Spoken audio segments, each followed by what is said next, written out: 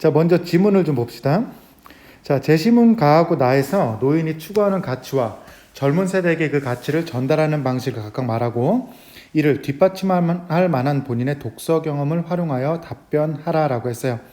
먼저 외손자가 요새 한창 말을 배우기 시작하고 있다. 지금 가족에 관한 이야기를 하고 있죠. 요전에는 마루에서 뛰다가 의사 모서리에 이마를 부딪혔다. 울상을 하고 나에게 와서는 얼굴을 들이대면서 약이라고 얘기하고 있어요. 무릎이 까졌을 때 약을 발라준 생각이 나나 보다. 나는 부딪힌 자리를 쓱쓱 비벼만 주고 약은 안 발라도 되겠다고 일러주었다. 그러자 알아들었는지 못 알아들었는지 물러가지 않고 계속 뭔가를 요구하는데 이번엔 약 소리 대신에 입을 오므리고 호호하는 것이었다. 자, 우리 여기서 알 수 있는 게 이 외손자는 이미 경험에 의해서 약을 얘기할 수 있는 거 그리고 호우라고 얘기할 수 있는 거 이게 일단은 정서적인 교감이 있었다는 얘기죠. 그리고 다치거나 물 것에서 물린 자리에 약을 발라줄 때마다 호호하면서 상체에 입김을 불어주었는데 그것이라도 해달라는 것이었다. 나는 웃으면서 녀석의 얼굴을 끌어당겨 이마에 정성껏 호호를 해주었다. 녀석은 눈까지 스르르 감으면서 그렇게 마음 놓이고 느긋한 표정을 지을 수가 없었다. 나도 웃음이 절로 났다. 나의 어릴 적도 이와 마찬가지였다. 꽤 클 때까지도 나는 할머니와 어머니의 입김에 의지했던 것 같다. 호호, 어린 마음에 할머니나 어머니의 입김이 와 닿기는 비단 다쳐서 아파할 때만이 아니었다. 화롯불에 파묻혀 말랑말랑 익힌 감자나 밤을 꺼내 껍질을 벗겨주시면서도 호호 입김을 불어 알맞게 시켜주셨고 끓는 국이나 찌개도 그렇게 시켜주셨다. 먹고 싶은 걸 참느라 침을 꼴깍 삼키며 그분들의 입을 쳐다보면서도 어린 마음속엔 그분들에 대한 신뢰감이 싹 텄었다. 자, 어찌 상처나 뜨거운 먹을 것에만 그분들의 입김이 서렸을까? 그분들의 입김은 온 집안에 서렸었다. 입김이란 곧 살아있는 표시의 숨결이고 사랑이 아닐까? 싸우지 않고 미워하지 않고 심심해하지 않는 것이 평화가 아니라 그런 일이 입김 속에서 즉 사랑 속에서 될 수 있는 대로 활발하게 일어나는 것이 평화가 아닐지는 지금 이 부분이 핵심인 것 같아요. 그죠? 그래서 이 제시문 가를 보니까 할머니에게 이제 내재된 가치를 봤을 때 가족 간의 평화와 신뢰감 형성을 위한 조건 없는 사랑이라고 볼 수가 있겠죠. 그래서 이를 표현하는 방식으로는 여기서는 입김 가지고 이야기하고 있어요. 그래서 입김으로 상징되는 따뜻하고 정서적인 교감이라고 볼 수가 있겠죠. 그래서 이 가에 대한 내용을 얘기할 때는 가족 간의 평화와 신뢰감 형성을 위한 조건 없는 사랑에 대한 본인의 사례가 필요하면 좋겠죠. 여기서는 이제 본인의 이런 사례, 가족 간에 조건 없는 사랑이 어떤 것이 있었는지에 대한 사례가 있을 수도 있어요. 그래서 이 사례를 이야기하고 그리고 가족의 중요성에 대해서 이야기할 수도 있죠. 이 본인의 사례를 느끼면서 가족에 대한 중요성.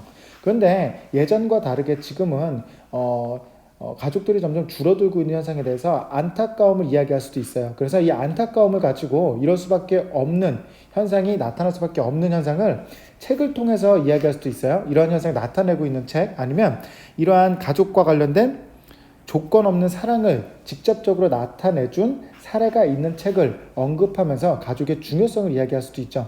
그래서 어찌됐든 간에 가족 간의 평화와 신뢰감 형성을 쌓을 수 있는 그런 사례 그거가 없어지고 있는 현상에 대해서 안타까워할 수도 있고 그럼 이 없어지고 있는 상황에서도 이거를 지켜나가기 위해서 우리가 할 수 있는 상황 우리가 앞으로 어떻게 이것들을 지켜나가야 될지에 대해서 고민하는 모습을 보여주는 거를 면접 때 보여주면 될 것 같아요.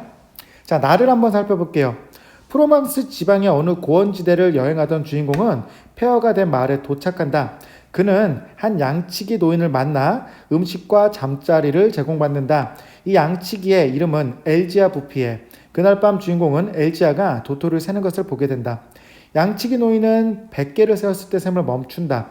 엘지아는 나무가 부족하여 땅이 죽어가고 있다는 사실을 알고 도토리를 골라내 황폐한 고원에 홀로 심고 있다. 지금 여기서는 이 부분을 보면 되겠죠? 엘지아는 나무가 부족하여 땅이 죽어가고 있다는 사실을 알고 도토리를 골라내 황폐한 고원에 홀로 심고 있다. 지금 자연이 파괴되는 것에 대한 안타까움을 나타내주고 있어요. 세월이 흘러 제1차 세계대전 후 주인공이 황무지를 다시 찾았을 때 처음 파종한 나무는 10년생의 키 큰 나무로 성장해 있었다. 이건 우리가 이 상황에서 되게 암울한 상황인데 10년 전에 자기가 한 행동에 대해서 이러한 결과를 나타낼 수 있다는 걸 보여주고 있어요.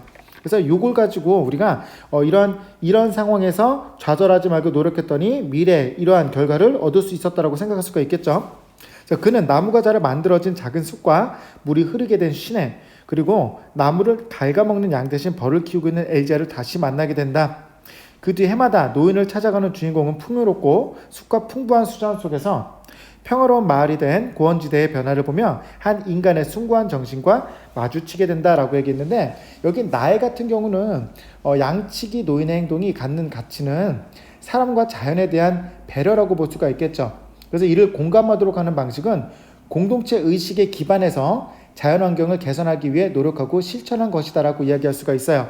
그래서 여기서는 자, 아까 전에 선생님이 별표 친 부분에 대해서 이러한 상황에서도 이러한 현상을 일어날 수 있다, 그래서 노력을 이야기할 수도 있겠고요. 아니면 여기서 말한 직접적인 내용, 자연과 그죠? 자연환경을 개선하기 위해 인간의 공동체가 어떻게 노력할 것인가라고 컨셉을 잡았다고 한다면, 우리는 현재 코로나 연관성을 이야기할 수도 있죠. 각종 질병이나 바이러스 같은 게 어쨌든 우리가 뭐를 파괴하면서, 자연을 파괴하면서 나타나는 현상이니까 이걸 얘기할 수도 있겠고요. 그리고 뭐 두 번째로는 자연과 인간이 공존할 수 있는 거, 그죠? 자연과 인간이 공존할 수 있는 미래를 제시해 줄 수 있는 게 필요할 것 같아요. 그래서 또 세 번째로는 이제 내가 그러면 이거를 지키기 위해서 지금 직접 실천할 수 있는 거, 앞으로 실천할 수 있는 게 무엇인지, 이게 이제 국가 아니면 공동체 아니면 개인 아니면 내가 지금 학생으로서 무엇을 할 수 있는지에 대해서 이야기해 주면 참 좋겠죠. 그래서 책에서는 무엇을 얘기할 수가 있냐면, 이거는 노력에 관한 거면은 노력과 관련된 책을 이야기해서 그 노력으로 해서 어떻게 이뤄낼 수 있었는지 얘기할 수도 있겠고, 아니면 내가 되게 힘든 상황에서 어떠한 책을 읽었더니 그 책을 통해서 되게 발전할 수 있었다, 그러한 걸 얘기할 수도 있어요. 꼭 이것과 관련된 책이 아니더라도 나를 변화시킨 책에 대해서 이야기해 줄 수도 있겠어요. 세 번째로는 자연과 인간과 관련된 책, 뭐 바이러스 책이라던가 아니면 빅히스토리 책도 있겠죠. 이런 책을 이용해서 이러한 현상이 왜 이렇게 일어날 수밖에 없었는지, 그리고 이런 현상이 일어났을 때 우리가 앞으로 어떻게 극복해야 되는지, 이게 더 중요한 거예요. 극복. 가도 그렇고요, 나도 그렇고, 문제 상황이 나왔으면 당연히 어떻게 극복할지에 대해서 이야기해 주면 되겠죠. 그래서 어쨌든 이렇게 가와 나에 대해서 해석을 했으면, 내가 본인의 독서 경험을 활용하라고 했기 때문에 첫 번째로는 노인의 사랑이 잘 드러난 독서 활동이나, 아니면 두 번째로 사람과 자연에 대한 배려가 잘 드러난 독서 활동을 직접적으로 제시해줘도 괜찮고, 이런 책이 없다고 한다면 지금처럼 이런 구절을 통해서 내가 어떤 노력을 했다, 아니면 이런 상황이 어떤 상황이다, 현재 이런 상황이 일어날 수밖에 없는 상황이 이렇기 때문이다, 그런 문제점이 발생했기 때문에 그거를 극복하기 위해서 우리가 어떤 노력을 해야 된다. 특히 국가나 공동체나 개인이 어떤 노력을 할 수 있겠다, 나는 학생으로서 어떤 노력을 할 것이다, 그래서 앞으로 어떠한 일이 발생하지 않도록 조심해야겠다는 것까지 얘기해주면 참 답변의 구성이 풍부하고 좋아요. 그래서 이런 걸 연습하셔가지고 면접 때 충분히 좋은 성과를 이뤄낼 수 있으면 좋겠어요.